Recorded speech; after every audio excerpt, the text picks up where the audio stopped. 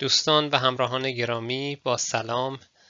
به کانال سیستماتیک سمفونی گونه ها خوش اومدید. این اولین کانال فارسی زبان است که به تاکسونومی و سیستماتیک جانوری اختصاص داره.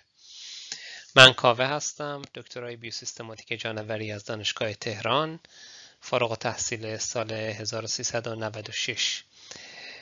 کارهایی که انجام دادم مربوط به بررسی تاکسونومی و فیلوژنی زالوهای آب شیرین ایران بود که زالوها کلاً در راسته هیرودینیدا قرار دارند و تمرکز اصلی مطالعات من جنس هیرودو بود که گونه‌هایی که در این جنس قرار دارند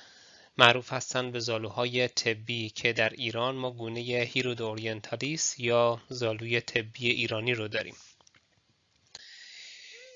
مطالبی که در این کانال به اشتراک گذاشته میشه با تمرکز بر سلسله جانوران، فرمانروی جانوران یا متازوا هستش. بنابراین ما در مورد سیستماتیک و تاکسونومی گروه‌های دیگر موجودات زنده مانند گیاهان، باکتری‌ها، قارچ‌ها، آغازیان بحث نخواهیم کرد و تمرکز ما در مورد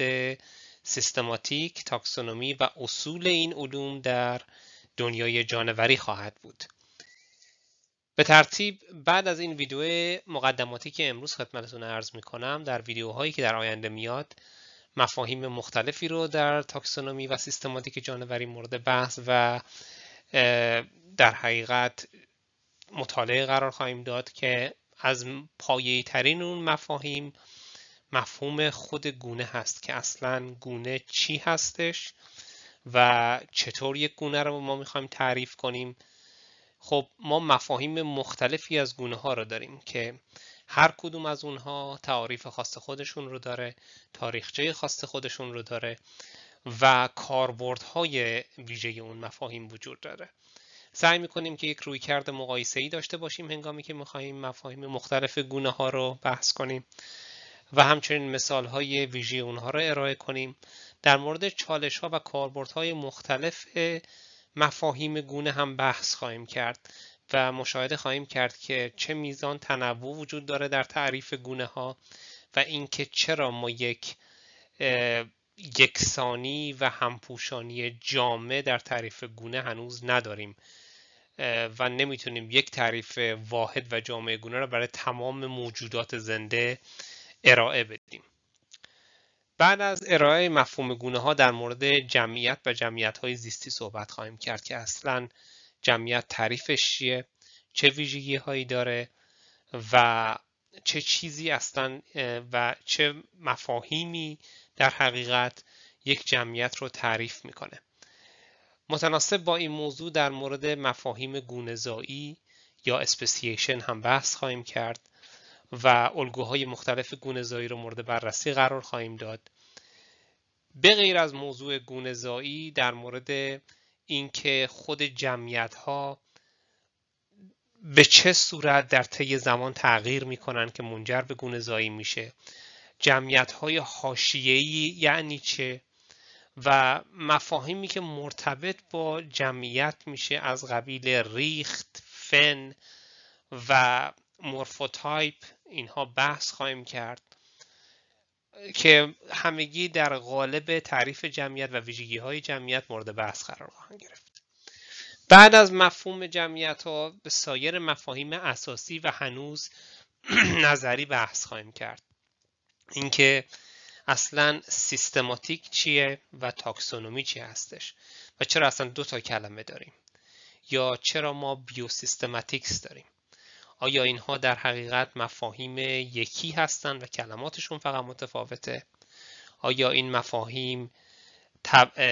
به صورت زیر مجموعه هم هستند؟ کدوم زیر مجموعه اون یکی اگه قراره ما مجموعه و زیر مجموعه از این تعاریف داشته باشیم؟ و هر کدوم از اون مفاهیمی که داریم در اینجا در حقیقت چه عناصری رو پوشش میدن و برای چی این کلمات جداگانه هستند که در مورد اینها و در مورد تاریخچه اینها در ویدیوهایی که در آینده میاد بحث خواهیم کرد. بعد از مفاهیم نظری و صحبت در مورد گونه ها و جمعیت ها در مورد مفاهیم پایه‌ای تر تاکسونومی بحث خواهیم کرد که خود گونه ها هستند. خب کسانی که در زمینه تاکسونومی جانوری فعالیت داشتن و دارن کلماتی مانند تایپ اسپیشیز، هولوتایپ، پاراتایپ، سین تایپ و کلمات از این دست به گوششون آشناست که ما باید اصلا بفهمیم گونه تیپ چی هستش، ارزشش چیه، چرا ما اصلا باید گونه تیپ داشته باشیم، موزه های مرجع یا رفرنس میوزیمز به چه دردی میخورن، کجاها قرار دارند و ارزش این موزه ها در کار تاکسونومی چیه و ارزش خود گونه هایی که در موزه ها نگهداری میشن چی هستش که در مورد اینها هم در یک یا چند ویدیو به صورت کامل بحث خواهیم کرد و مثال هایی رو در این زمینه ارائه خواهیم داد. و بعد از گذار از مرحله نظری این که گونه ها چی هستن، جمعیت ها چی هستن، مفاهیم مختلفی که در سیستماتیک و تاکسونومی ارائه میشه به چه صورت تحلیل میشه و بررسی انواع مختلف گونه هایی که در موزه ها نگهداری میشن و ارزش و کاربرد اونها، به یه مقدار مسائل اساسی تر میرسیم که اینجا به صورت خیلی مختصر و البته غیر کامل فقط که یک اشاره‌ای داشته باشیم یک سری اصول رو آوردیم در اینجا که اصلاً در سیستماتیک و تاکسونومی جانوری چه اصولی هستش، سلسله مراتب طبقه بندی به چه صورت هست، نامگذاری دو جمله‌ای یا باینومیال به چه صورت هست، عباراتی مانند همسانی، مونوفایلی، ویژگی‌های ریخشناسی و ژنتیکی، سیستماتیک فیلوژنتیک، اصل اولویت و کاربردهای اینها بحث خواهیم کرد. علاوه بر اون در مورد خود ICZN یا کد بین‌المللی نامگذاری جانورشناسی و اصولی که برای نامگذاری گونه‌ها و تغییر یک نام و مفاهیمی که مرتبط با اون هست تا حد امکان بحث و صحبت خواهیم کرد. در ادامه موقعی که این مفاهیم رو پوشش دادیم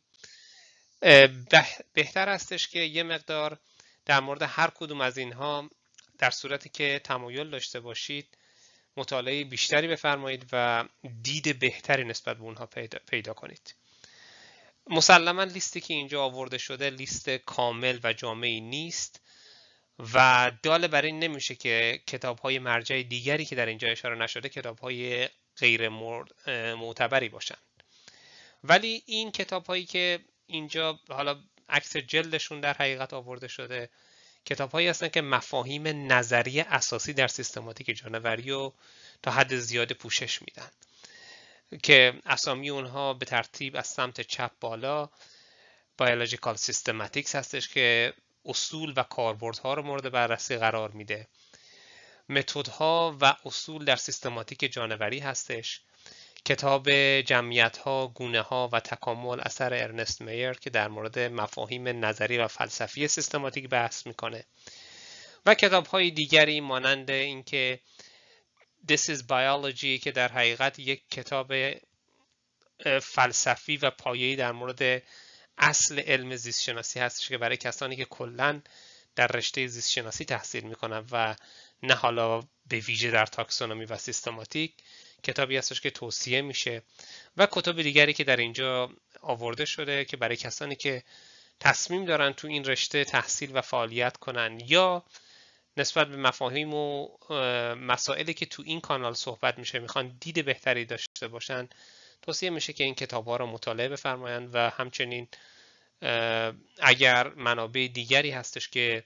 بروزتر، بهتر و جامع‌تر هستش در کامنت ها میتونید به اشتراک بگذارید که بسیار عالی هم خواهد بود.